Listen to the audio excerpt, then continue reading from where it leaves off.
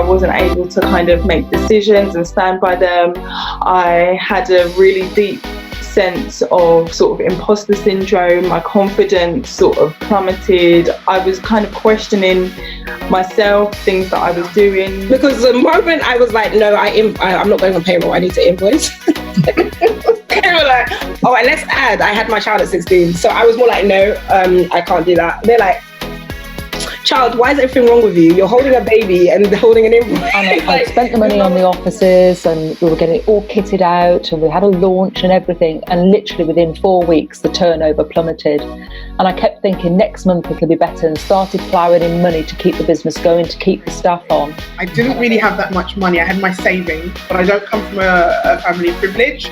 I come from a working class family. So I had all of these kind of barriers that at the time I didn't realise were barriers. I just got on with it and just moved. I moved without thinking. I had an idea.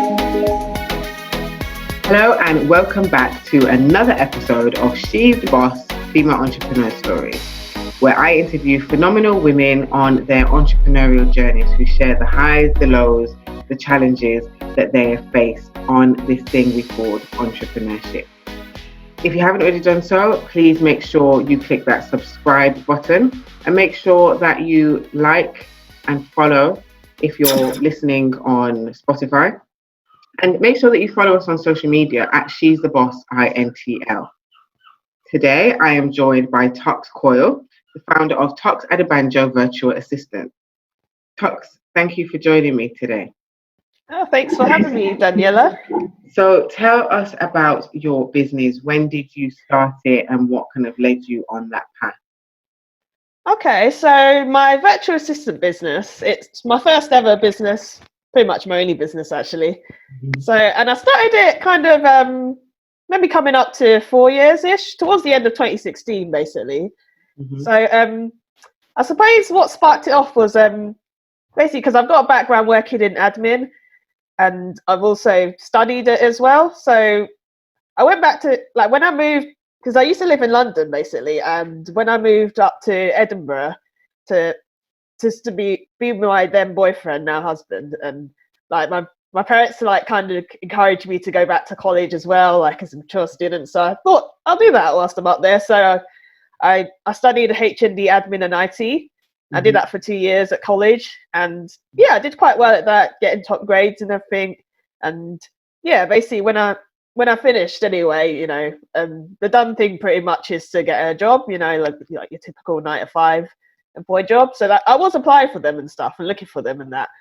But yeah, I think I've got a bit of a history of, like, you know, not always having a great easy time finding work. You know, it's not always easy, the job market and all that. So I wasn't really looking forward to it, to be honest, but I thought, well, it's something you have to do. I didn't really know what much other options there were. So yeah, I was doing my whole job hunt, but then one day I came across an article about work from home jobs on the internet, and one of the things mentioned was virtual assistant, and I was thinking, oh, I've never heard of that. What is that? It intrigued me. So, you know, I Googled, and then this whole other world opened up to me, really. It's like, wow, like freelance administrator, that's cool. Because it's funny, actually, because even like, I'm sure like a few years earlier, the thought passed in me like, oh, why don't I try and do freelance admin, you know, instead of looking for jobs? But then, I don't know, it kind of I never properly pursued it much. But here I was coming back to it anyway, and, you know, it was quite a growing thing, the VA world. So yeah, basically, yeah, so I Googled it. I was finding like these VA websites, like from these VA trainers, about how to start up your business. And yeah, so I was having a read of them. I was joining their groups. I was kind of researching, asking questions. Even at first, I wasn't sure like if I was really qualified, because I felt a little bit like intimidated seeing, because I was looking at quite a few websites of VAs that are already out there, and you know, quite a few of them will say like they had 20 years, you know, experience and working as an executive, you know, top level PA, EA, or whatever. And I was like, oh, I don't even have that. I'm like, I'm young. I'm in my mid-20s, and I, you know, I only have like a couple of years experience really, or a bit more if you include the studying. But, you know, yeah, I was in one of these VA groups. It's called the VA Handbook Facebook group, and the owner Joe Monroe, like, because I was voicing my concerns anyway, and her and a few other women, I remember them saying like, "Oh, you have enough experience, you know, you should definitely go for it." So I was like, okay. So right. yeah, pretty much, you know, I decided to, I bought her like DIY course to help me get started, and then that's basically where it started anyway. I started my business, and yeah, it's just been an ongoing process and journey. Interesting. So one of the conversations that I have with a lot of the women on here, and you've kind of already alluded to that, is around confidence and not necessarily always feeling like you have the skills or the expertise or the experience to go into business. And clearly you kind of second guessed yourself, even though you clearly had some experience. Has that been something that you've continually battled with as you've gone over the last 4 years, and even previously growing up? Has confidence always been an issue? Oh yeah, definitely. Even sometimes nowadays, I don't think I'm 100% over it, but you know, it's a process anyway. I'm kind of making steps to help with my confidence, because even like, you know, I started getting clients a little bit, but then you still kind of find yourself constantly comparing yourself to other VAs, like, oh, they're getting clients more quicker, or I don't know, things like that. Or like even I won like I entered myself into like a VA awards, and won my first awards in 2018. So Congratulations. Awesome. thanks. I was quite surprised actually, because I was like, oh, okay, that's quite cool. That means you're good at what you do, right? Yeah. So did that give you a bit of a boost and make you feel more confident moving forward? it did a little bit, yeah, because obviously, you know, you're not going to please everyone, but if the people that were on this panel that, you know, voted me to win obviously thought, you know, there's something in me that deserved the award. So, you know, I should just kind of hold on to that really, and just focus on that, I guess, because even like having the awards, I know you do get, because I'm in a lot of these Facebook groups and stuff, and LinkedIn, and I try and see what people are conversating about, and I've seen like a few people that are like, oh, who cares about awards, they don't mean anything and all that, and then I'd like seeing that guy made me feel like, oh, is it a bit pointless to have this and then that's kind of my confidence down a little bit. But that's an interesting point though, because I see kind of both sides. So I think, and this goes for anybody watching or listening, I think there's great value in awards depending on who the awarding body is. So I've read up on the award that you won, and it came from a reputable body. In that case, then it means something. If it comes from, I don't know, Toks just decides to do an award for the best baker, then yeah, that doesn't really mean anything if you were a baker. But when there is a awarding body that has prestige and that has people that are experienced and understand your sector, I think it definitely means something. And I also think that sometimes people say that awards don't mean anything because they haven't got any. I think that's also sometimes. And to be clear, I think there's a difference between awards not meaning anything and awards being the be all and end all, because I don't think having an award or not having an award should define who you are. But if you get an award from an awarding body, I definitely think that it does mean something. It doesn't make you more of or less of a person, but it kind of does substantiate what you're doing to a certain extent. Yeah, Daniela, that is a good point. Like, I'm happy with my awards. I do definitely think they're not the be all and end all, because I still have to work pretty hard to, you know, impress people, and I still have to, you know, keep doing well in my business and all that. But it's, you know, it's a part of the, you know, it's a piece of the puzzle anyway. Like, there's loads of bits that you need to be doing well at to, you know, make a good business, really. So tell me about the kind of first year. What were some of the kind of key challenges that you faced versus some of the maybe aha moments that you may have had in the first year of business?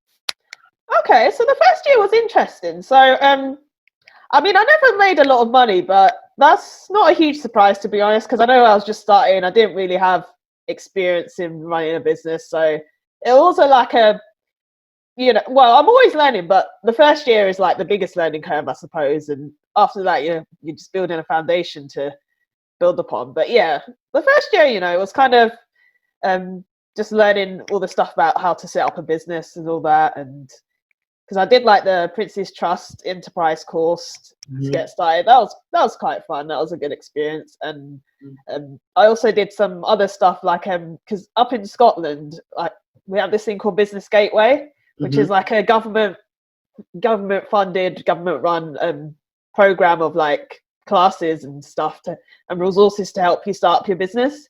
So I was going to a few of those as well. I found them quite valuable, like to learn as well as network, really. So that was good. And even networking itself, because I wasn't really aware too much about the concept of networking before starting my business, but I did find out that's something you need to do.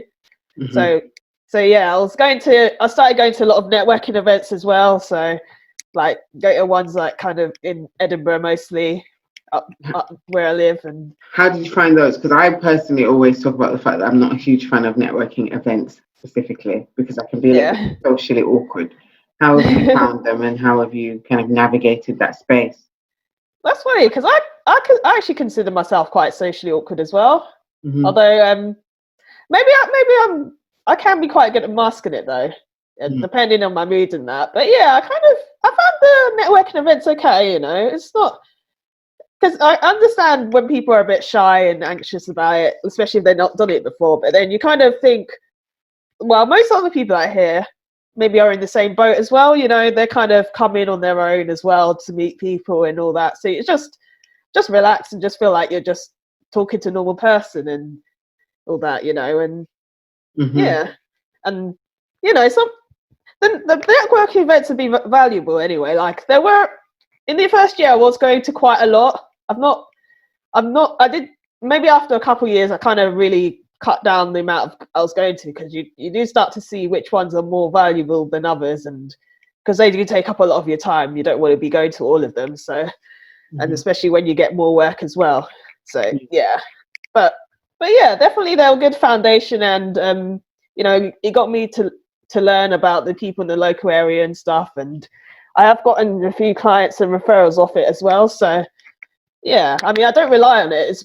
I do other methods as well of marketing, but it was quite that, you know, that's quite a good one to do as well, just as a addition.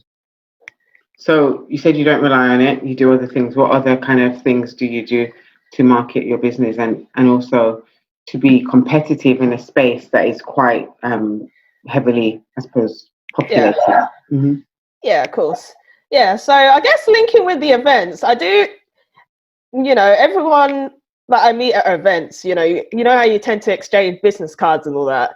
Like, so I try and add them all on LinkedIn, because then that's the way you can kind of keep in touch without, you know, because you don't know if you're gonna meet them at the next networking event or when you're next gonna go, but at least you can kind of keep in touch online as well. So I do that, and in addition, you know, LinkedIn is something that I use quite a bit for marketing my business as well. Like I try to be quite active on it, you know, writing a lot of posts, and I also go onto other people's posts, engage with them. So I might put the reaction, or I might write a comment as well.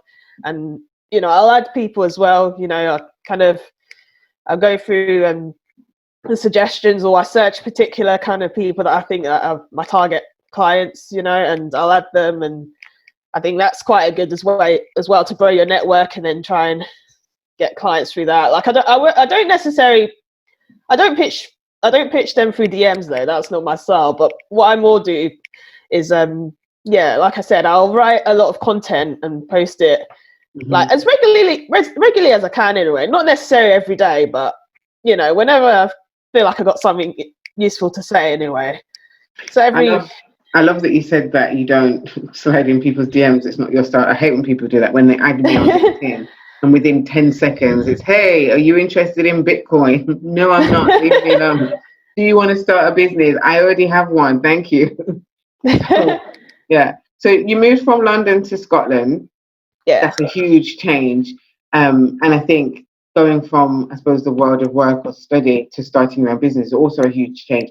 Do you think that kind of move from London to Scotland gave you kind of key skills or resilience to be able to approach the world of entrepreneurship? And what was, I suppose, hard or easy about relocating? Okay. You know what, actually, I might just even before I moved to Scotland, I already kind of had experience traveling abroad, because the year before I'd been to Australia for like a working holiday. Like I was 21 and I just wanted to, do a bit of exploring the world and all that, because I didn't go to uni, but I wanted another way I can kind of get out the house and like find myself or whatever. So, that was, I don't know, it's weird, because some people are like, oh, that's a scary thing to do, but I was like, not really, it was just fun, Yeah, that makes sense. And yeah, that was obviously I had to do a lot of all the organizing stuff, like organizing my flights and all that, and I found like a tour group for my first week there as well to help me get settled in. And I did all the looking for accommodation and all that, looking for work and all that. So that did help me to kind of learn a few skills and get a bit of life experience. And then by the time I kind of like I did move back to the UK to London for a bit after that. And then by the time I thought about moving to Scotland, to like, because my boyfriend, well, he's my husband now, but when he was my boyfriend, I actually met him in Australia. So yeah, so it was kind of, even when we were talking there, like, oh, when we go back to the UK, I should move to Scotland, and just so I can keep seeing you, pretty much. Because that's nice. Because he's not that big on traveling, to be honest, but I like my traveling and stuff. So it'll, if one of us was going to move, it was me, really, pretty much. So yeah, that's what I did, really. I kind of like we both went back to the UK after we finished in Australia, but he was in Edinburgh, I was in London, and I was having to just kind of plan my trip, plan my move anyway, kind of think about what I was going to do. So I was looking for work and stuff, but then I think in the end I decided to do that college course that I mentioned. I thought that might be an easier way to start off life there. So that was quite useful, and I could experience a bit of like the student life as well. So I was staying in like student flats and stuff. So yeah, so that was quite good to kind of because I wasn't living with my boyfriend straight away, because you don't want to make things too fast, really. And I wanted to enjoy my own space as well, like for a bit, and then yeah, it was good anyway. It was a good experience, I think, because as much as I love my family, but it was nice to kind of move. It's nice, when you get to that age where you want to move out and have your own space and like learn how to kind of pay rent and buy your own shopping and all that stuff. So yeah. So being a VA, I would assume means that you have to be very, very well organized, which I personally am not that organized. Is that something that you've always been, or is it something that you've developed as a consequence of running the business? I'd say I've always been fairly organized, yeah. Like so like becoming an adult, I'd always like be good at scheduling stuff. I'd always keep calendars and whatnot, just make sure I kind of remember when stuff is on. And I'm quite good at kind of, I don't know, I'm quite good at organizing stuff on my computer and that. And I did the Australian working holiday. I was quite good at organising myself with that, with booking travel, booking like the hostels and booking the flights and all that.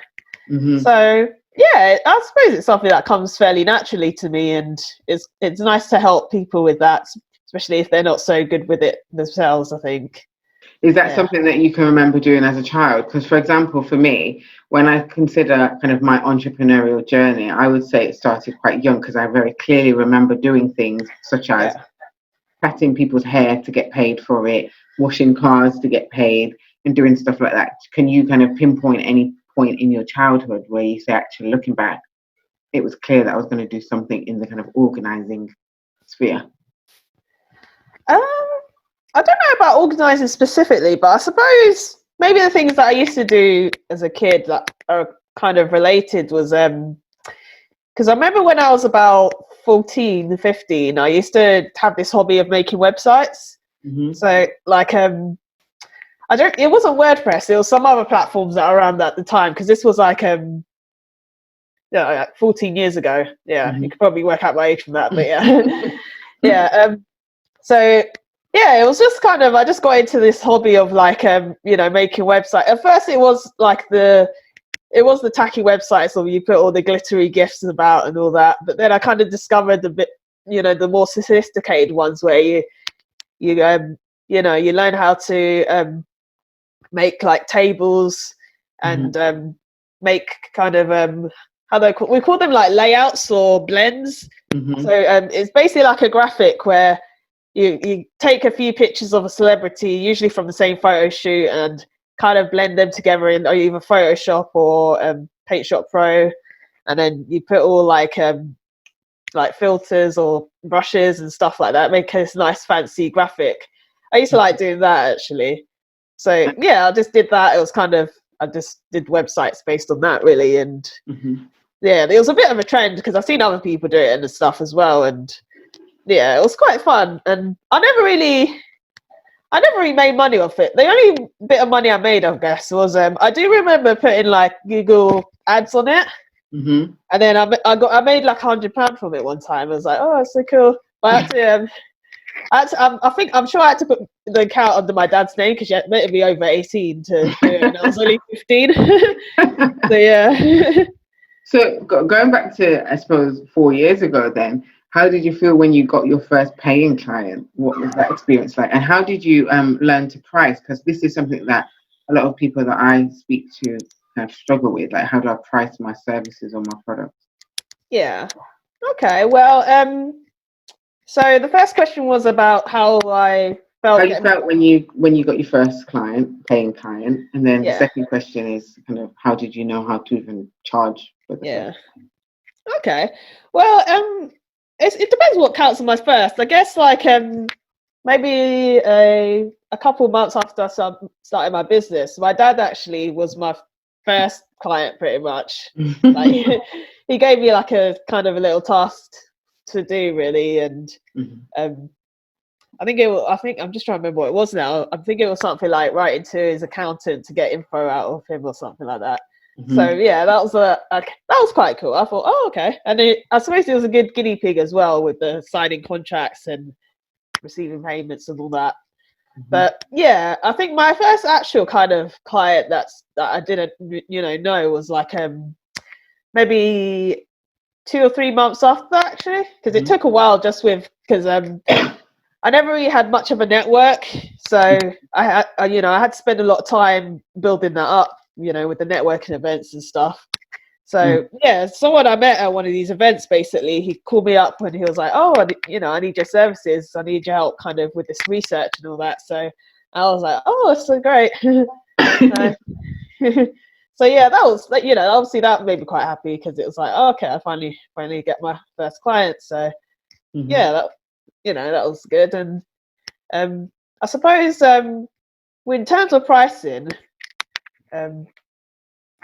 well, I did this VA DIY course, and also I think I was in the VA groups as well. So you do a lot of. I'm in them a lot, just kind of chatting and seeing what other people kind of talk about. So I kind of got an idea from there about how to price anyway. So I mostly do hourly pay as you go at the moment. Although I am at a point in my business where I'm wanting to kind of move away from that and try and incorporate more packages. So that's like I've bought like a pricing course to try and study that. So hopefully I'll release those soon. But yeah, it's just a lot of kind of just spending time in those groups and doing courses to try and learn how to do these things really. Well, it's all very interesting. What is the thing that you enjoy the most about doing what you do? I think it's the variety, I guess. Like because I'm the sort of person that I quite like sort of doing different things.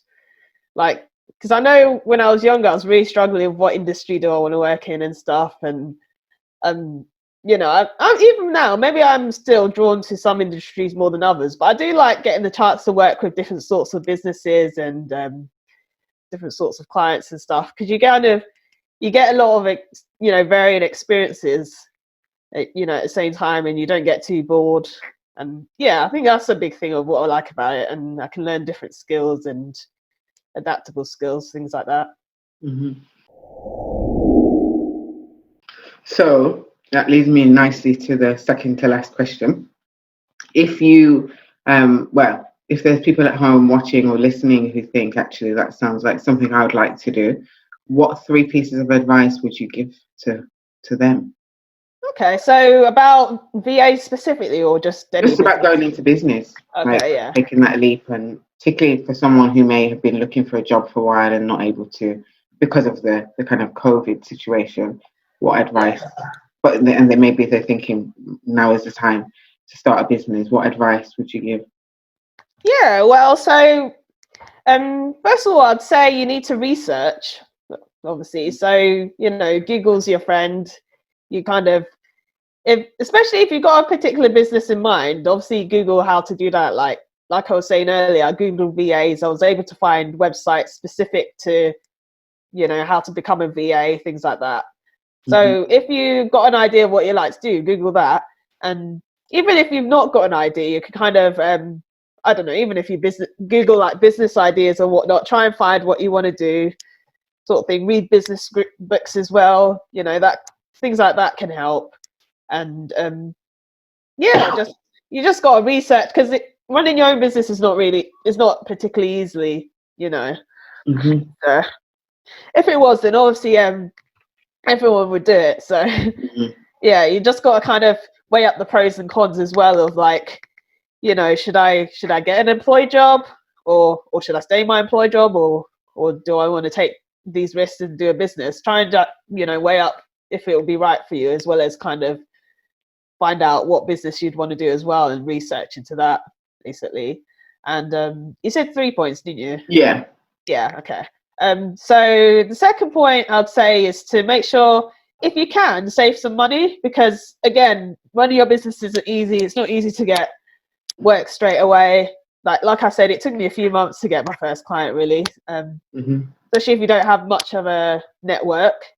So if you're already in a job, then ideally stay in it until your business is making like a reasonable amount of money that you could possibly leave it, or even if you've not got a job, but it may, it depends. You might have savings already, you may not. You may want to get a part-time job as well. That can be useful to kind of relieve the pressure of of trying to get your business off the ground straight away, as well as if it's a related job as well, then that can offer transferable skills to the both of them and complement each other. So yeah, so just know you might not make money straight away, so make sure you've kind of got backup plans and whatnot. And my third point as well, so once you have decided to be in business, I'd say you need to always market yourself.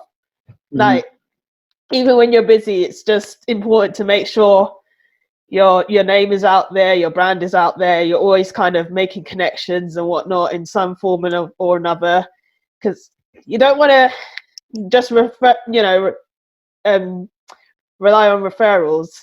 Like, they're good, but like, make sure you are doing things as well, because sometimes I see in some of these groups, people are like especially, I remember reading recently someone that was getting they lost all their work during COVID, and they're saying like, they were relying on referrals, and then we were just advising like, oh, you need to just go out there and market yourself now and try and find new clients and stuff, and new clients that will be able to afford you during this pandemic. So yeah, it's just important to do that, like, because there's different ways you can do it anyway. Like I was saying, there's the events. I mean, obviously in-person events, I don't think they're really happening at the moment. I don't know when they will again, but a lot of them is transferred to online though. So yeah, like, as in like these Zoom meetings, you could do those, or you can network on social media as well. I was always doing that quite a lot, which is quite good. You're not just limited to a certain area anyway. You can kind of